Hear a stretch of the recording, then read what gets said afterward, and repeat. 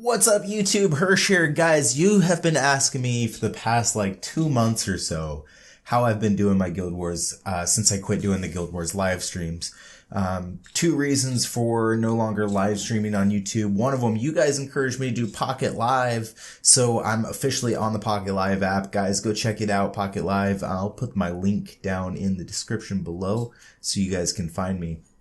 But on top of that, also I had to quit doing Guild Wars live streams because it takes so much focus away from your attacks, your moves, things like that, that it just really becomes dangerous, especially when you're in a top guild. You need to make sure you're focusing, and that's just not something you can really do while you're live streaming. You can't give it the attention that it deserves. So I've started recording my attacks. Even though I'm not using the live streams, I am recording them for you guys. That way I can continue focusing. And that's what's allowing me to do things like this awesome Minotaur attacks. Most of what I've been doing when I've been doing my Guild Wars nowadays has been these Mino bombs and, then of course sniping when sniping is necessary. So you can see here a lot of times I'm not even needing to revive my team. I'm getting the 100% on the top might accounts just using these 5 heroes right here. That was the Dread Drake, Ghoulm, Pumpkin Duke Cupid, and Minotaur. Now, of course, all of my heroes that you see here, except for my tree, are 10 of 10. My tree is 8 of 10, which is as high as a tree needs to be because that revives 6 heroes. So I do not recommend doing this if you do not know what you're doing, how to do this properly. I also keep, you can see here I switched out my Ghoulm for my Vlad because he goes over the walls. I also keep a bunch of copters and some little troopers in there just to, kind of pad it if I need to. Sometimes I have to use them, sometimes I don't, but usually I can get this. Now, another thing you have to realize is that I'm doing these all first try, because once the Minotaur procs, that's it. You're over 50%. So if you aren't sure of being able to do this literally first time every time, then you shouldn't be doing this.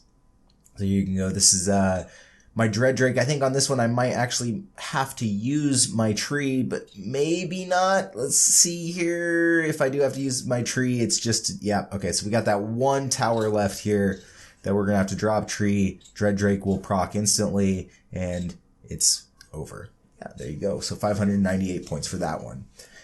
Switch over here. We got this Guild Polska 247, the 247k might here, JASSDF. We're going to use Vlad again here. We need to take out those troops, or as many of those troops and buildings as we can to compensate for the troops. So one thing a lot of people see when they've got troops there, they're like, oh, I got to take out all those troops before I can use Minotaur. No, that's not necessarily the case. You could also take out enough buildings so that the troops don't matter. So in this case, we took out, 5 or 6 buildings there. There's still some troops there, so that's okay because we took out so many buildings. All right, let's go ahead and find a good spot for the Minotaur here. And then we got Pumpkin Duke and Cupid. And first one, a little bit of a flop, over 50%. But we should be okay because we've got, if we drop Dread Drake at the very top, he's going to have a long walk around. And because of those arrow towers instead of stun towers, he's going to get a lot of procs off because those arrows towers just make him proc a lot. And then, of course, it's also really helpful when they have a Dread Drake because the Dread Drake just makes my Dread Drake proc a lot more as well. So you can see here, even if my Dread Drake dries, we just need him to do 1, maybe 2 more procs, and we'll finish this one off. This one's a little bit scary. There's 5 buildings left and all those heroes. This one's very risky. So we gotta get the combo of Minotaurs, the Doom Balloon proc and the Dread Drake proc there, and it worked out perfect, as you can see. Using these methods and being as careful as possible, you can see I even skipped that 249 just because I know that it's not worth risking it. He had a good base defense, lots of troops in there. It's just not worth the risk of possibly losing. So I just dropped down. I think I lost 1 point, 1 available point, by dropping down. So the reward for dropping down is way better. On this one, I did not do very much damage to the buildings. I probably should have redropped my Vlad there in hopes of getting better damage, but, I've hit this base before, so I know it's fairly easy. So I went ahead and went for it. on this one. Yeah, there you go. You can see that most of his buildings are really low level, which allowed... Oh. Yeah, most of his buildings were really low level, which allowed my Minotaur to take them out really easily. So, and again, I've hit him before, so I knew that. So I wasn't too worried about that Vlad attack. So now here you can see what a lot of people who use the Minotaur, the Mino bombs, don't do is know when it's not going to work. So on this next base, I know it's not going to work. It's not a Minotaur bomb base. He's got a lot of troops in there. The risk of using him would be huge. So what I do is I switch out to my sniper heroes, and we're going to go back in here and hit that Raven 71 account. Now I do get this one on my first try again. Tank Skull Knight there, drop all them. And my goal is to use the Michael just kind of as a proc station. You know what I mean? My Skull Knight's just going to sit there and tank on that Michael, the Grim Fiend. All my heroes are going to get several procs off. And there you can see my Skull Knight can eat through the Michael. All that's left is the Grim Fiend and the Skull Knight.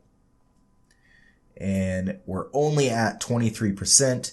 So we'll be able to revive once the procs wear off of that Grim Fiend and Skull Knight, which will allow my Ares to proc right off the bat, hopefully.